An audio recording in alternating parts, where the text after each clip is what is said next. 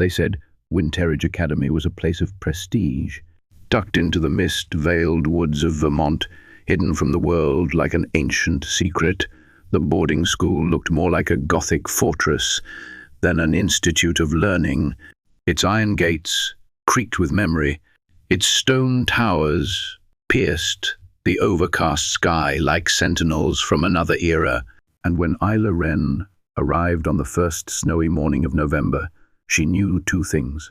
One, that she didn't belong, and two, that someone had gone to great lengths to make sure she was here anyway. She stepped out of the town car sent to retrieve her from the station, her boots crunching over a carpet of frostbitten leaves. A bitter wind swept across the courtyard, carrying with it the scent of pine, and something else beneath it, something she couldn't quite name. Her transfer papers were folded tightly in the pocket of her coat. She had read them enough times to know the creases by heart, but not enough to understand why the name Isla Marie Wren was printed so deliberately bold. She was a late addition, a sudden appearance, the kind of student the school registrar might whisper about when the lights flickered after dark. At 21, Isla was older than most of the students, yet newer than all. Her dark hair was pinned in a loose braid that fell over one shoulder, and the way she carried her leather satchel suggested both weariness and purpose. She kept her eyes steady as she approached the front entrance, past the towering stone gargoyles, past the students who paused mid-conversation to stare. A girl in a crimson scarf whispered something to her friend. Isla didn't flinch. She had lived through worse than curiosity. Inside, the halls of Winterridge were colder than the air outside. Arched ceilings loomed overhead. Paintings watched with eyes that felt too alive. There was history in the stones, and something else layered beneath it, a silence that wasn't merely silence, but waiting. She was met by Headmistress Bellamy, a tall woman with silver hair pulled into a severe bun, and a voice that held the cadence of finality. "Miss Wren," she said, without offering a hand. "You're late. The train was delayed." Bellamy gave her a long look, then turned on her heel. "Follow me." They walked in silence, down a corridor that grew narrower the deeper they went. Doors lined the passage, all closed. Isla wondered what secrets lay behind them, what whispers they held in the hollow hours of night. Finally, they reached a heavy oak door. Bellamy turned the brass knob. "This will be your room," she said, stepping aside. "Classes begin promptly at 8. You're expected to keep up. We do not slow down for stragglers." The door creaked open. The room was sparse. One bed, one desk, one window that looked out onto the winter barren woods. "Thank you," Isla said softly. Bellamy studied her a moment longer. "They said you'd be different," she murmured. Then, as if remembering herself, she straightened. "Unpack quickly. There will be an orientation tour at 6. And just like that, she was gone. Isla stood in the center of the room, alone with her satchel and her silence. She ran her fingers over the desk's carved surface and paused. There, beneath the varnish, were initials, E.H. Faint, almost invisible. She frowned. And then, as snow began to fall outside the window like sifted ash, she whispered to herself, "What happened here?" The wind outside Eldridge Preparatory Academy whispered through the brittle leaves, rattling against the stained glass windows of room 207. Inside, the classroom hummed with forced attention, students scribbling notes as Ms. Winslow's chalk dragged across the blackboard with practiced urgency. Lena Caldwell, 17, shifted in her seat, her long, dark hair draped neatly over one shoulder. A soft curtain she used to shield herself from the stares. She kept her eyes down, focused on her notebook. Even though the page had long since blurred into meaninglessness, something in the air prickled. She could feel it, like static, like waiting. Then it happened. A pause in the lesson, the silence that wrapped too tightly. "Miss Caldwell," Ms. Winslow said, her voice smooth, but with a sharp edge tucked just beneath the syllables. You seem unusually distracted this morning. Or is it that the material is beneath you? Lena looked up, blinking. The room was watching now. She could feel the shift, the leaning in. I'm following along, she replied, her voice careful, even polite. Are you? Miss Winslow offered a smile, thin, theatrical. That must be comforting. I suppose when your father's name is stamped on half the school's donor plaques, you learn to coast on legacy. A few murmurs from the back of the room, not laughter worse. The kind of quiet that marks territory, that isolates. Lena said nothing. Ms. Winslow turned back to the board with a dismissive flick of the wrist. Do try to keep up, Miss Caldwell. Not all of us were born into academic immunity. The lesson continued, but Lena, she was no longer in the room. She was inside her head, replaying the words, the timing, the expression. This wasn't the first time. It wouldn't be the last. Later, in the cafeteria, she sat across from Harper and Jude. Harper leaned in, brows drawn. What was that back there? With Winslow. Lena shook her head. It's nothing. She's just intense. No, Harper said flatly. That wasn't intense. That was loaded. Jude stayed quiet, his eyes on his tray. He didn't look up when he said, She doesn't like you. Lena smiled weakly. That obvious, huh? You know she used to teach at a private college, right? Got dismissed after some incident. No one talks about it, but she hates privilege, especially the kind with last names like yours. Lena let the words sink in. Outside, the wind picked up, but inside her, something colder had already settled. She didn't want trouble. She had come to Eldridge to escape it. But trouble, it seemed had already marked her for something she hadn't chosen. The days that followed began to blend into one another, like the pages of a novel, too painful to reread. Lena kept her head down, her notebook always close, her answers fewer. Her laughter faded. The halls of Crescent Hollow High, once merely corridors of lockers and noise, had become a maze of eyes, watching, whispering, weighing her down. Ms. Winslow's voice had grown softer in public, but her precision sharper. Every praise was lined with insinuation. Every critique felt like a performance, designed to diminish. Her favorite line now came with a smile that never reached her eyes. Some students mistake presence for significance. The class chuckled, some nervously, others with unspoken complicity. Lena just swallowed hard. Even Lena's best friend, Jonah, had started to ask questions. You're not you anymore, he said one day under the bleachers during lunch. You flinch when your name gets called. You barely look up. Are you scared of her? Lena didn't answer. Not because she didn't want to, but because the answer might have unraveled her. At home, the shift was more subtle. Her mother, always sharp and busy, had started pausing longer after dinner. Her father, a local journalist, had pulled out old photo albums and left them open on the table, as if reminding her of a time she had smiled with certainty. Then came the night when everything shifted again. Lena stayed after school to work on an article for the school paper. The newsroom was in the old wing, quiet, forgotten, walls lined with dusty trophies and faded photos. She was finishing her final paragraph when she heard voices in the hallway. One of them unmistakably belonged to Miss Winslow. She walks around like she owns the place, the teacher hissed, unaware of Lena's presence, always thinking she's better. But I know who her father really was, and maybe it's time someone reminded her of that.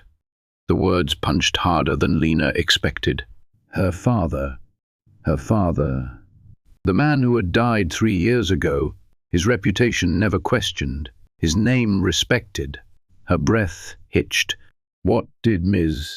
Winslow know? What did she mean? Lena waited until the voices faded, then gathered her things and ran not toward home, but to the one place that had always made sense. her father's study. There, in the attic of their creaking Victorian home, dust clung to journals, old files, and newspapers tied with string. She pulled open the first bundle and froze. There, in her father's handwriting, was a name she hadn't seen in years. Winslow. A chill raced down her spine. Something was hidden, and she was about to find out what. By the next morning, the hallway chatter had shifted. People didn't speak to Sienna. They spoke about her. Soft murmurs trailed behind her like smoke. Half admiration, half venom. She's the girl who won the resilience essay. She's the girl with the famous father. She's the one Miss Holbrook can't stand. It wasn't just the attention. It was the temperature shift in the air, like someone had turned the school thermostat down by 10 degrees. Friendly faces grew colder. Smiles turned tight. Eye contact became either too much or too little. And then came the next cut. During literature class, Miss Holbrook handed back their essays with her usual precision, her heels clicking like a metronome between the desks. But when she paused in front of Sienna, the silence thickened. "A fine effort," she said without warmth, then louder, just enough for others to hear, "though I suppose resilience does come easier when you're born with a safety net." The words landed like glass. Sienna didn't flinch, but inside, something flickered. She could feel the burn of 20 silent stares. She wanted to scream, to speak, to defend herself, but the room had already decided which story it wanted to believe. At home, she said nothing. She sat through dinner, with her fork barely moving. Her father told a joke about a client who tried to pay in Bitcoin, and her mother laughed politely. But the air around Sienna was heavy with the things she wouldn't say. That night, her reflection in the bathroom mirror looked back with quiet defiance. She touched the ends of her hair, long and unruly, and whispered to herself, "This is who I am." Miss Holbrook's obsession with the dress code escalated the following week. Twice, Sienna was stopped in the hallway. Once, in front of the library, as Miss Holbrook murmured, "You know the handbook frowns on loose hair. It's a distraction." Then again, in class, "We must all remember, appearances send messages. We are not here to draw attention." But it was never about the rules. It was about control. It was about her, and the whispers spread like ink through water. "She thinks she's special. She only got that award because of her last name. I bet she paid someone to write the essay." Sienna's friends' once pillars began to drift. Ava stopped, saving her a seat. Liam started texting less.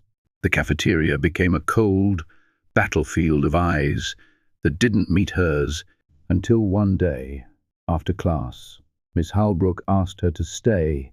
The room emptied. Sienna remained seated, her fingers curled tightly around the edges of her notebook. "I warned you, Miss Ray," Miss Holbrook said, her voice coated in ice. "You've mistaken attention for respect. That hair, that posture. This isn't a stage." Sienna's heart thudded in her chest. "I haven't broken any rules," she said softly. The teacher's gaze hardened. "No, but you've broken balance." Then, from her desk drawer, she pulled something small. Scissors. Sienna's blood turned to frost. "Let's fix that," Miss Holbrook said. Right now, Sienna didn't move. For a second, the room stood still, like the air had been vacuumed out. The scissors in Miss Holbrook's hand didn't gleam, they glared. Cold, metallic. A symbol, not of correction, but of control. "Sit down," Miss Holbrook ordered again, her voice low, sugar laced with steel. Sienna's feet obeyed before her heart could catch up. She sat slowly, the plastic chair creaking beneath her, her fists clenched in her lap. "You need to learn that the rules apply to everyone," Miss Holbrook murmured, stepping closer. "You can't do this," Sienna whispered.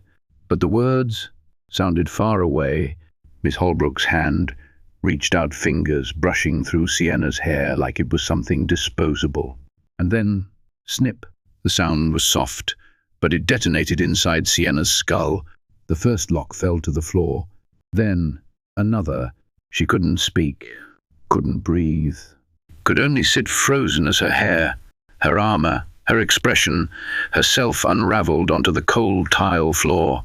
"You're not better than them," Miss Holbrook said, stepping back, chest heaving ever so slightly. "Now maybe you'll understand that." And she walked away. Sienna didn't cry. Not then. She stood on trembling legs, gathered her things like a ghost in a girl's body, and walked out. She didn't stop until she was 3 blocks from the school, shaking as the wind clawed through her uneven hair. She got home before anyone else, locked the door behind her, climbed the stairs, stared at herself in the mirror. The jagged pieces of her hair looked like the aftermath of war. Her face, pale, shocked, blank. Her hands ran through the ruins. Her breath trembled. And then she collapsed. The sobs came like a dam burst open, racking, heaving, silent and violent all at once. When her mother found her hours later, curled in bed, hood pulled over her head, she didn't ask questions at first, but when Sienna pulled the hood down, silence, a single inhale, her mother's hands flew to her mouth. "Then who did this to you, Miss Holbrook?" Sienna whispered. She said, "I thought I was special." Later that evening, when her father came home and saw her, he didn't say anything at all, but he didn't need to. His jaw was set like a cliff face. His eyes were full of storms. The next morning, he said, "We're going to the school." And Sienna knew something had shifted. The school didn't know what was coming. Sienna's father wasn't loud. He was lethal, in stillness, his presence like iron, wrapped in velvet. He asked for the principal, politely, then closed the office door behind them. Sienna sat next to her mother as her father unfolded the entire story, calm, direct, undeniable.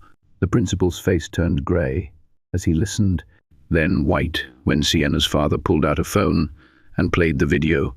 A fellow student had filmed the moment, a 10-second clip. Miss Holbrook, the scissors, the sound of cutting, the sharp fall of hair to the floor, and the room went silent. The principal stood up. "There will be consequences," he said, swift and serious. And for the first time in weeks, Sienna felt like someone was standing with her. The next week was a blur of hearings, news headlines, and phone calls. Parents, journalists, board officials. The story went viral. The girl who had her hair cut by a teacher, the daughter of a high-profile attorney, the quiet student who had said nothing until the silence exploded. The school launched a formal investigation. Miss Holbrook was suspended, pending dismissal. A public apology was issued. New protocols were introduced. Teachers were retrained. Anonymous reporting systems were installed. But most importantly, Sienna was no longer invisible. She went back to school after a week, and when she stepped through those gates, her head held high despite the uneven cut. The whispers were quieter, the glances held more awe than pity. Some students looked at her like she was a phoenix, scarred, but on fire. Weeks passed. The karate tournament returned. Sienna hesitated. At first, her confidence still fragile. But when she walked past the sign-up sheet, something in her heart thumped loud. She wrote her name. The day of the tournament, she stood under the gym lights, in her crisp GI, her hair barely brushing the nape of her neck. When they called her name, she stepped forward not to prove anything, but to reclaim herself. She won. The crowd applauded. Her parents cried quietly in the front row. But for Sienna, the real victory came after, in the silence, in the breath she took, in the way she looked in the mirror that night, not seeing the girl who had been cut down, but the one who had risen anyway, because she was more than her scars, more than what had been taken from her, more than the name they used against her. She was fire reborn, and that would always be enough.